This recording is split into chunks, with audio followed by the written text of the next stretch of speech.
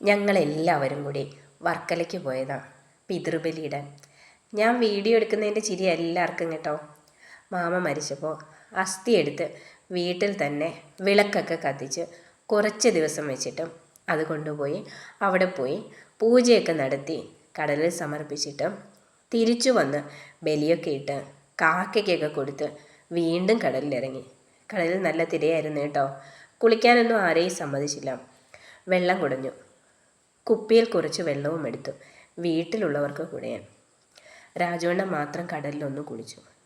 വലിയ തിര വന്നപ്പോൾ ഞങ്ങളൊക്കെ ഒന്ന് പേടിച്ചു. എല്ലാവരും ബലിയിട്ടത് കൊണ്ട് അതിൻ്റെ വീഡിയോ ഒന്നും എടുക്കാൻ പറ്റിയില്ല കേട്ടോ. ജനാർദ്ദനസ്വാമി ക്ഷേത്രത്തിൽ കയറിയില്ല. അസ്ഥി കൊണ്ടു ചെല്ലുന്നവർ അന്ന് അവിടെ കയറാൻ പാടില്ലെന്ന് പറഞ്ഞു. അണ്ണന്മാരും പിള്ളേരും കൂടി കുളത്തിൽ കുളിയും നീന്തലുമായി കുറച്ച് സമയം അങ്ങനെ പോയി.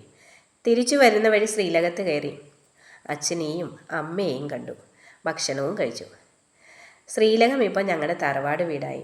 ഞങ്ങൾ വരുന്ന കാര്യം നേരത്തെ പറഞ്ഞിരുന്നു. ഞങ്ങൾക്ക് വേണ്ടി ചപ്പാത്തിയും ചിക്കൻ കറിയും ദോശയും വടയും പഴവും ചായയും റെഡിയാക്കി വെച്ചിരുന്നതെല്ലാം ഞങ്ങൾ കഴിച്ചു. കുറച്ചു നേരം കഥയൊക്കെ പറഞ്ഞു.